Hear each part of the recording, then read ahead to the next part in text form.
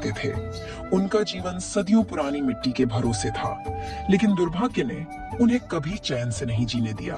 हर बार फसल अच्छी होने की उम्मीद टूट जाती थी। इस बार आदित्य ने खेत में दिन रात एक करके ऐसी फसल उगाई थी जो सोने की तरह चमक रही थी। पिताजी, इस बार हमारी मेहनत सच में रंग लाई है। अब हमारा कर्ज भी उतर जाएगा और माँ के लिए दवाई भी आ जाएगी। हाँ बेटा, लगता है बरसों बाद किस्मत हम पर मेहरबान हुई है। उनकी खुशी एक पल की मेहमान थी। अचानक एक अजीब सी चुप्पी छा गई। हवा थम गई और आसमान का रंग गहरा नीला हो गया, जैसे किसी ने स्याही बिखेर दी हो। जल्दी बिजली की डरावनी गड़गड़ाहट के साथ ऐसी मूसलाधार बारिश शुरू हुई जो महीनों से नहीं हुई थी। वह सामान्य वर्षा नहीं थी, बल्कि एक अपशगुन का सैलाब था। हे भगवान, ये कैसा प्रकोप है? इतनी तेज बारिश, ये सब बहा ले जाएगी। शांत हो जा बेटा, शायद यही हमारे भाग्य में लिखा था। हम किसान हैं, हम नियति के आगे बस झुक सकते हैं। वे भीगते हुए खेत में डूबती हुई अपनी आशाओं को देखते हुए घर लौटे। रात को महेश ने आदित्य को खाने के लिए बुलाया, लेकिन आदित्य के गले से निवाला नहीं उतर रहा था। पिताजी, मैं क्यों मान लूं कि इसे बदला नहीं जा सकता? क्यों कोई शक्ति हमें सिर्फ दुख ही देती रहे? अगर मैं उस अदृश्य लेखक की जगह होता जिसने हमारा भाग्य लिखा है, तो मैं हर एक दुख को खुशी में बदल देता।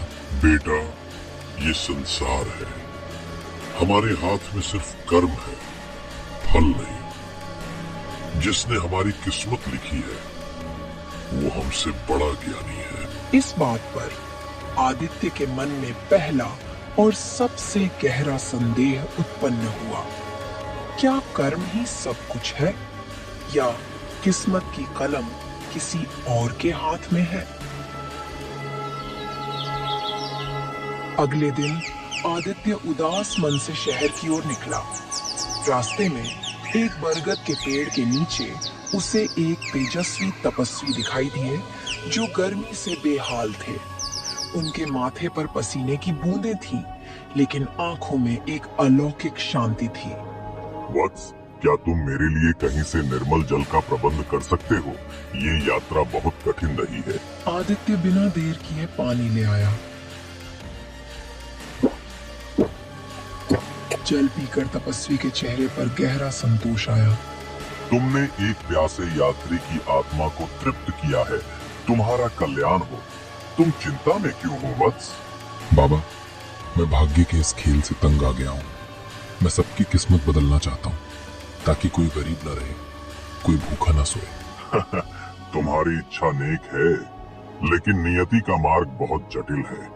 हर खुशी के पीछे कोई कर्म छिपा है, और हर दुख एक शिक्षा। यदि बिना प्रयास के सब कुछ मिल जाए तो मनुष्य का मन घमंड से भर जाता है। आदित्य निराश होकर चला गया, लेकिन तपस्वी के शब्द उसके मन में गूंज रहे थे।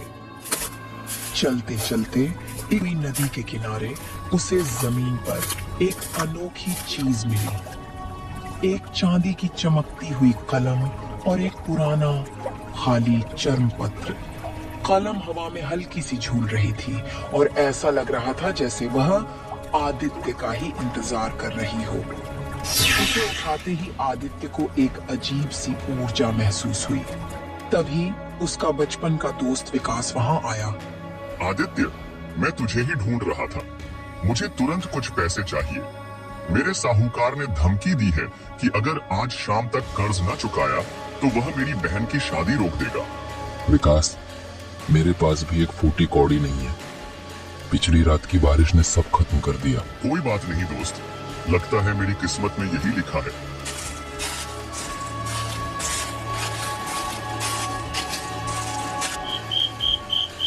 रात को आदित्य ने उस खाली चर्म पत्र पर चांदी की कलम से लिखना शुरू किया। उसने सिर्फ खाने पीने की चीजें ही नहीं लिखी, बल्कि एक परीक्षण करने का फैसला किया। उसने चर्म पत्र पर लिखा कि कल सुबह हमारे घर में राजाओं जैसा भोजन, मिठाई और पकवान हो। विकास का सारा कर्ज रहस्यमय तरीके से चुका दिया जाए।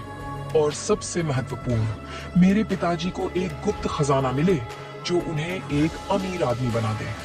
यह लिखकर उसने कलम और चर्मपत्र को अपने बिस्तर के नीचे रख दिया और सो गया। अगली सुबह आदित्य और महेश की आंखें खुली की खुली रह गईं। कमरा मेवों, मिठाइयों और तरह तरह के व्यंजनों से भरा था। ये क्या है आदित्य? कौन है जो हमारी मदद कर रहा है? ये किसी भले आदमी का काम लगता है। शायद भगवान ने हमारी सुन ली पिताजी। आदित्य ने तुरंत चर्मपत्र देखा। वह पूरी तरह खाली था। ऐसा लगा जैसे जो कुछ लिखा गया था वह हवा में घुल गया हो, लेकिन उसका असर हकीकत बन गया था। तभी महेश जमीन पर रखी एक पुरानी संदूक की तरफ गए जिसे उन्होंने वर्षों से अनदेखा कर रखा था। अरे ये क्या है? ये तो सोने और चांदी के सिक्कों से भरी है। मुझे याद है मेरे दादाजी इसे खजाना कहते थे, पर हमने कभी इसे गंभीरता से नहीं लिया। आदित्य चौंक गया। उसने खजाने के बारे में लिखा था, लेकिन उसने यह नहीं लिखा था कि वह संदूक में मिले। कलम ने उसके शब्दों को तोड़ मरोड़ कर पूरा किया था। दोपहर में विकास भागता हुआ आया। आदित्य, चमत्कार हो गया। साहूकार ने कहा कि मेरा सारा कर्ज किसी अनजान आदमी ने चुका दिया है और उसने मेरी बहन के लिए तोहफे भी भेजे हैं। क्या यह तूने किया? ये तेरी मेहनत का फल है दोस्त, जो देर से मिला। जा, खुशी मना। आदित्य अब पूरी तरह समझ गया था कि यह कलम सिर्फ इच्छाएं पूरी नहीं करती, बल्कि इच्छाओं को हकीकत में बदलने का रास्ता खुद चुनती है। Single photo into a trending video. Upload any pic, choose a style, and boom, instant video. कुछ ही महीनों में महेश ने गांव का सबसे शानदार और आलीशान संगमरमर का महल बनवा लिया। आदित्य ने कलम से बहुत कुछ लिखा। फसलें अच्छी हुई, गांव में बिजली आ गई और सबकी मूलभूत जरूरतें पूरी हो गईं। आदित्य गांव का सबसे बड़ा दानवीर बन गया। लेकिन धन के साथ एक अदृश्य बदलाव भी आया। महेश का विनम्र स्वभाव अब कठोर अहंकार में बदल गया था। एक दिन जब एक कारीगर ने महल का महंगा सामान अनजाने में तोड़ दिया, तो महेश ने उसे बुरी तरह पीटना शुरू कर दिया। तेरी हिम्मत कैसे हुई मेरे हीरे से जड़े सामान को छूने की? ये पैसे पेड़ पर नहीं उगते हैं। आदित्य ने अपने पिता को रोका। पिताजी, आप क्या कर रहे हैं? आप तो हमेशा कहते थे कि कर्म ही सब कुछ है। अब मेरी किस्मत मैंने खुद लिखी है बेटा, और मेरी किस्मत में अब गरीबों के लिए कोई दया नहीं है। आदित्य पहली बार घबराया। उसने कलम का उपयोग खुशी लाने के लिए किया था, लेकिन इसने उसके पिता के चरित्र को भ्रष्ट कर दिया था। आदित्य ने विकास को भी बहुत अमीर बना दिया था, लेकिन अब विकास ने अपनी वृद्ध माँ को महल के नौकरों वाले क्वार्टर में डाल दिया। आदित्य बेटा, मेरे बेटे को समझाओ। उसने अपनी नई पत्नी के कहने पर मुझे घर से निकाल दिया। वह अब पैसा छोड़कर किसी को नहीं पहचानता। आदित्य ने विकास से बात की, लेकिन विकास ने उसे घमंड से भरी आंखें दिखाई। तू अपना काम कर आदित्य, मैं अब अपना भाग्य खुद बनाता हूँ। तेरा ज्ञान मुझे मत दे। आदित्य महल में अकेला बैठा था। उसे एहसास हुआ कि उसने सबकी बाहरी गरीबी तो दूर कर दी, लेकिन उनके अंदर की लालच को जागृत कर दिया। तभी महल के दरवाजे पर एक बूढ़ी रहस्यमय महिला आई। उसके कपड़े फटे थे, लेकिन उसकी आंखें तपस्वी जैसी गहरी थीं। बेटा आदित्य, तुम बहुत दयालु हो, लेकिन क्या तुम जानते हो कि ये कलम क्या है? आप कौन हैं? आपको इस कलम के बारे में कैसे पता? मैं उस तपस्वी की बहन हूँ जिसने तुम्हें पानी पिलाया था। ये कलम कर्म मोचन है। ये लोगों की इच्छाओं को तुरंत पूरा करती है, लेकिन हर इच्छा की कीमत किसी और रूप में चुकानी पड़ती है। जब तुमने अपने पिता के लिए खजाना मांगा, तो इसकी कीमत उनकी विनम्रता ने चुकाई।